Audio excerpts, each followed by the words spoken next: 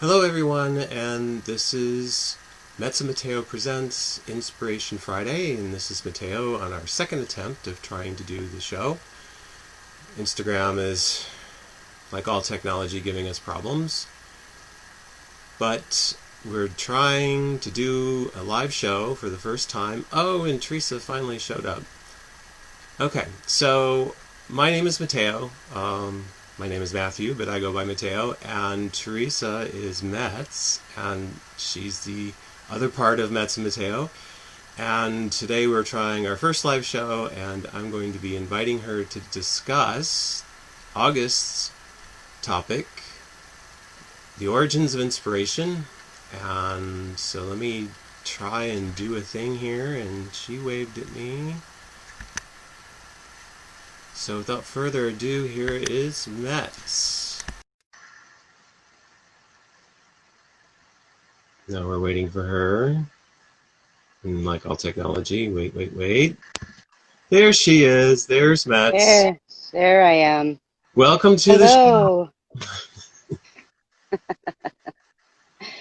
You'll have to forgive the odd perspective. I'm holding my phone because it has to be plugged in, so it's not in a stand. Oh, I understand. This is my second time trying to get you on here, so I guess twice isn't that bad considering. No. Live and learn. Of course. So I was telling the audience that this month's topic is the origin of inspiration, or where inspiration comes from. And you and I have already been chatting about what we were going to talk about today, and you had some good ideas about not only like where inspiration comes from, but how different people can see the same thing and be inspired in different ways based on their perspective. I'm going to move my camera just a tad. There we go. And Right. there we go. I'm going to reposition myself because the camera all of a sudden got all wonky.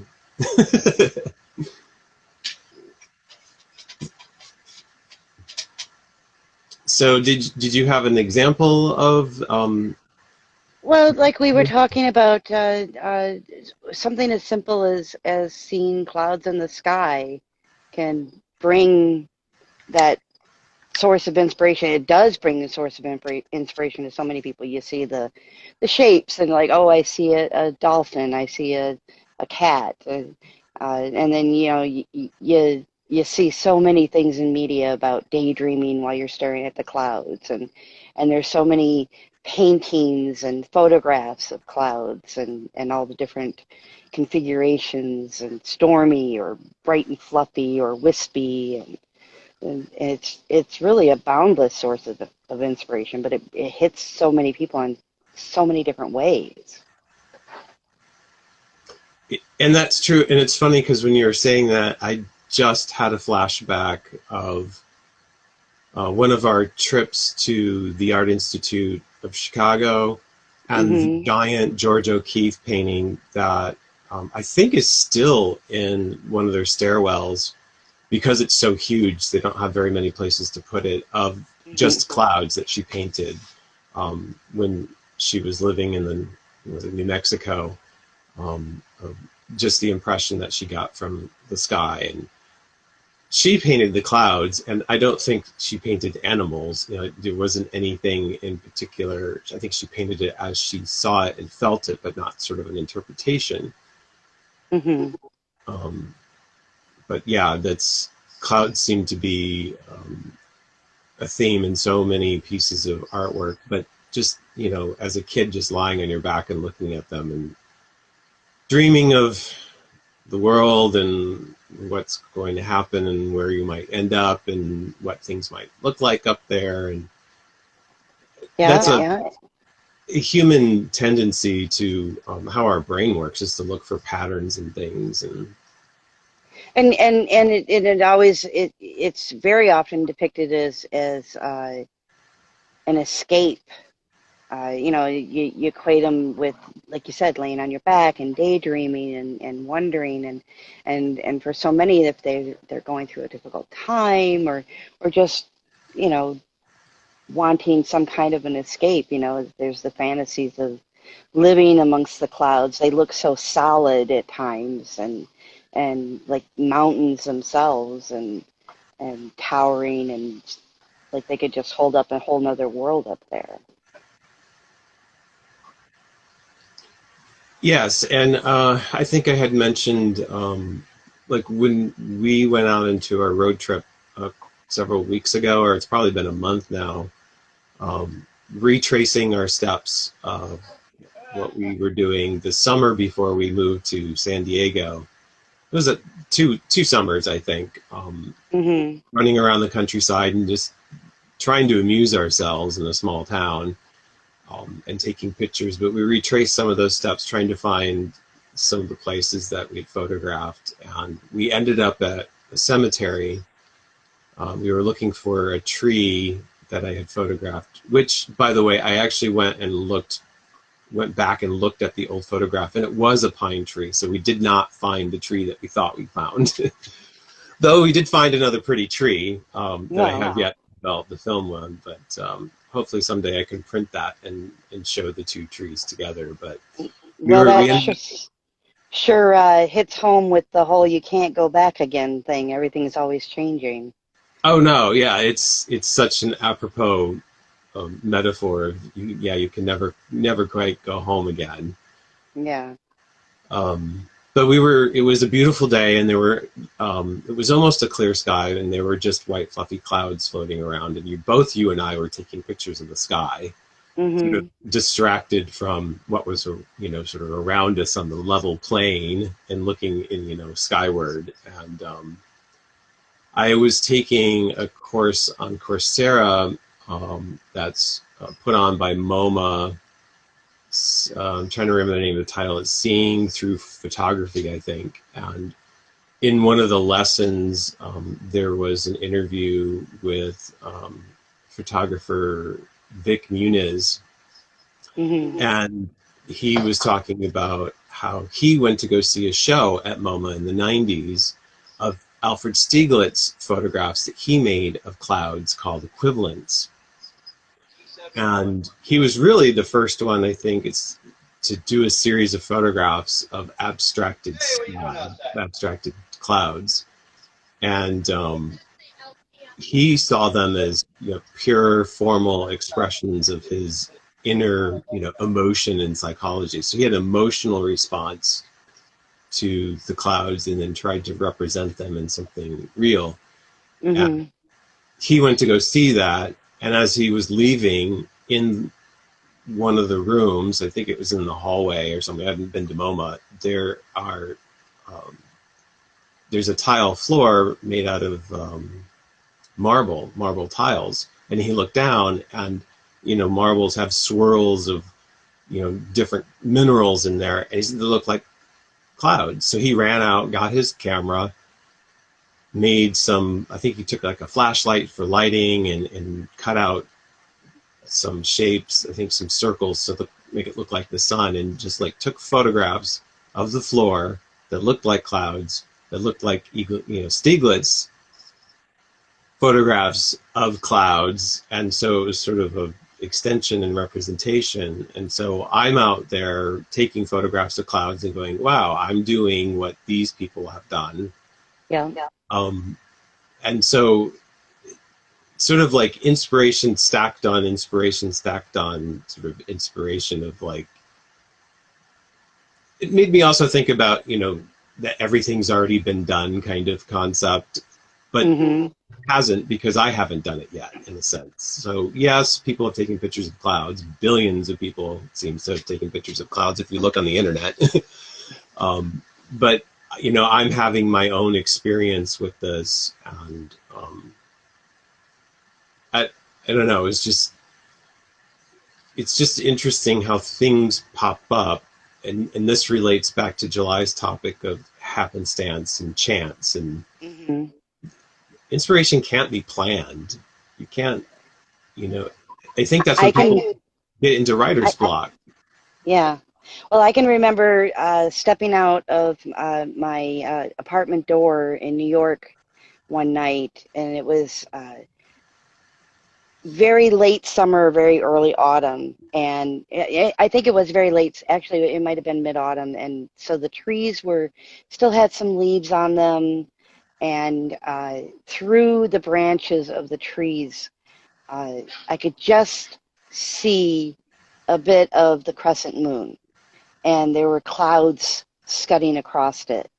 And the way they were hitting it with the branches and everything, it looked like an eye winking at me. And it ended up inspiring this whole, which turned out to be a rather creepy poem because it was kind of a creepy thought that it inspired in me of like this like sly eye winking at me, like I know what you've been up to, and it's like it was the furthest thing from my mind in the moment. It was just I wasn't even. I wasn't harboring any secrets or anything, and but it immediately evoked this the moon knows. And yeah, it was just a moment of just glancing up at the sky and seeing this, and I had to go run inside and scribble down this poem really fast. You can't predict when those kinds of things. You can go out seeking it, but sometimes it just kind of smacks you right in the forehead. Well, and I think that's sort of what we were doing, all those years ago. Um, I mean, part of it was we were just bored, and Hmm. our friend Dennis is like, well, let's go take photographs because he's older than us, so he was already in college and was in art school and was taking a photography class, and he's like, I've got a camera, let's go take pictures. And you're like, Hmm. okay. um, and we didn't really have too much in mind about what it was that we were going to take pictures of or do. And, um, I think that was sort of the perfect place to be for inspiration to happen, is that we were just open to Yes, whatever. And we just is got on the road exactly what and I was drove going to around. say. And, one of us said, well, what about this spot? And, I think you We'd mentioned, see something as we were driving and see it out of the corner of our eye and say, "Oh my gosh, look at that building, or look at that barn, or yeah. that tree," and on the side of the road all by itself. And yes, And that, I think that's the beauty of unstructured moments. Um, and and I think that's a little sad, sort of how I don't have children, but you do. At least from my perspective, from what I see and hear, is that children's lives have become a lot more structured than they were when we were younger, and our lives were hmm probably more structured than our parents were. Um, hmm and so, that structure has its benefits, but one of the downsides is that, you know, when do kids have time to be bored? And yeah, they can get into trouble when they're bored, but there are also fun and exciting things that can happen when you're bored. And, you know, when are they just sort of yeah, allowed to explore the world without, constant parental supervision? yeah, and that's something definitely. I mean, there's not a lot of free reign with hands-on imagination and searching out things to create or do when you're young now. It is more internalized, it's more electronic, it's more virtual, and that has its benefits in many ways. And it's definitely a direction our society is going, but there's a lot that's being missed.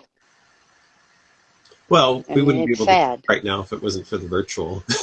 Right, exactly, exactly. I guess we Yeah. could get together with our masks and, we'd still be filming it, and yeah, we definitely are benefiting from the technological virtual Oh, definitely, definitely. um, And and aspects. and I'm actually finding a lot of inspiration in I find a lot of inspiration in reading and looking at the posts of other creators, people that have been in this downtime creating and producing massive quantities of art and just little brief snippets of literature and poetry and just or just communicating with people around them in beautiful ways. It is all very inspiring, the way people are drawing on those things and using virtual connections to be able to share it with others. You wouldn't have had that when we were younger. Yeah, it's true that, and that's one of the benefits I definitely see of having access to the entire world, so to speak, Hmm. and the entire um, knowledge base of humanity is pretty much available online. And I would have loved to have had that access when I was younger, um, especially being, isolated in a small town. It's difficult to branch out until you're old enough to, sort of get your own car. And Mm. I was lucky enough to have been born into a family where, I was afforded the convenience of having my own vehicle. Of course, I had also worked and to help pay for the gas and so Hmm. forth. But we took many a trip in, Grandma's old Ford Mercury Comet and drove around everywhere, though it was a bit of a death trap. Yeah, it is a double-edged sword. The technology brings all these things with it. Whether they're all good or bad is, well, nothing is ever really all good or all bad. It's both. Everything brings sort of a goodness and a badness to it. The yin Well, and we can look back on that time from our jaded pedestals and draw on that time still, now. And like you said, when we retraced our steps and revisited those old haunts where we used to take pictures and just dress ourselves to the nines and go out and take pictures for fun, for no other reason just to spend some time together and explore our world and explore our creativity. And now we can draw a lot on that, looking back at those old photos and revisiting those places and looking at it from a new set of eyes. It, I think there's a lot to be said for that. well, and I think you touched on something. I think one of the reasons why there is so much creativity right now is because of the time that people have.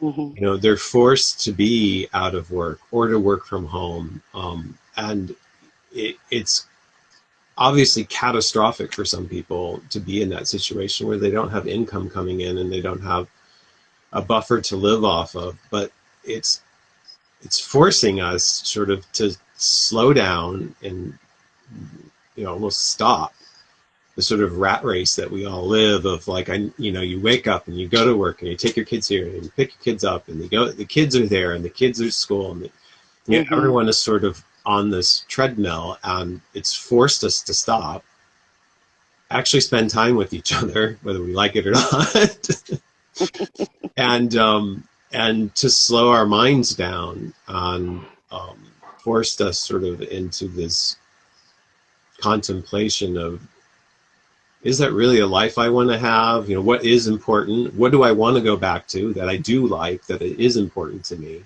What are the things Hmm. I have to go back to because I have to survive? Is there a different way to do it, a better way to do it, a way, to maybe include my family more, or that we'll spend more time together? I Hmm. know I've reconnected with people I haven't talked to in years, and there isn't any reason I haven't talked to them in years. It's just that I haven't. And when you just have this much time on your hands, you start going, oh, well, what about so and so? I haven't thought about them. And so you Yeah. start reaching out. Um, but I know, I've shot more film this summer than I have in the last 5 years. I think I'm up to 6 or 7 rolls, which for me is a lot. I'm a very deliberate photographer. I, see something and I take time to think Well, about it. But swinging that back around to the original start of our topic of looking at perspective, like, yeah, you speaking about you being a more deliberate. Uh, it's interesting how you and I have paired ourselves together because you have a very different approach to your art, and it produces amazing, beautiful, and just sometimes jaw-dropping results. And here's me who's very much more on the emotional plane and is reacting with those gut instincts and those on the fly, oh, I like this, that's pretty, or you know what, this thing really upset me. I need to write about it, and pour all that emotion into what I write, whether it's a poem or a story. But it's all so much more. And then looking at your pictures, even as deliberate and methodical as you are in producing them, sizing it up, figuring out how you want to do it, the lighting, everything about it. And the whole point of inspiration might have been something that's related architecturally to something else, or just the lines or the colors, or the light, whatever it is that drew you to it. You're working on that level, and then I look at it and I'm like, oh wow, that really makes me sad. It really makes me think of this memory, and it makes me feel like this, and that's my instant react. It's like drawing out of those emotional reactions that were not even your intent in forming it. Well, And then I can pair in words with that to match that feeling. well, and I think that's why we work well together, is that we complement each other because we're so different and can view things in a very different way, but many times come to the same conclusion. It's kind of eerie in Yes. some way. Yes. We'll both look at something and think differently, but then somehow come out with some similar analysis. Or yes. I mean, even just like when we started talking about what topic we're going to cover, and we're talking back and forth, and it's like, oh, wait. And I'm like, no, that's not how I think about it. That's it. That's it right there. Yes, that's exactly it. But we both agreed it's a great topic, Yes. Well, I think this. Okay. Well, actually, that actually matches. Okay. That works. Yeah, you're right. That's why we work well together. We find that we kind of, I think we fill in the blanks. Yeah, definitely. Well, I think we'll wrap up the show. We've been talking for, I don't know, several minutes now, I guess. Yeah. 20 minutes, maybe. We can talk for hours on end. Oh gosh, yes. We don't want to do that to people. Yeah, we don't want to bore. They haven't done anything to deserve that. Well, I'm so glad that we were able to actually have a Metz and Matteo show with Metz and Matteo on it. I just kind of started this, on my own on the side while Teresa was wrapped up in her theater. I wish everyone could have seen the play. It was fantastic. And another benefit of the pandemic is they were forced to have the play outside, so people weren't, inside confined. And I think it was so much better that way because the play was set outside. So you could not have asked for a better setting for that show, that particular show. It was great. It was serendipity for sure. Too bad we can't, tape the shows because of copyright restrictions and play it for all to see. But you must come and visit and watch Teresa when she's in her next play. Yes, which will be announced if I do get into the next performance, which I'm auditioning for next week. So cross those bendy bits. Right. With that said, follow us on our Instagram. We're on Facebook. We have a YouTube channel. And hopefully our website will be up and running. Our goal is September 10th. So keep an eye out for that. You can go to metzmatteo.com, and all of our social media links are on there. Though I think I need to add the YouTube channel. And I'm not sure what else is going to happen this month for August, but we're trying to set up a time to have Dennis on here and have a conversation with him about inspiration.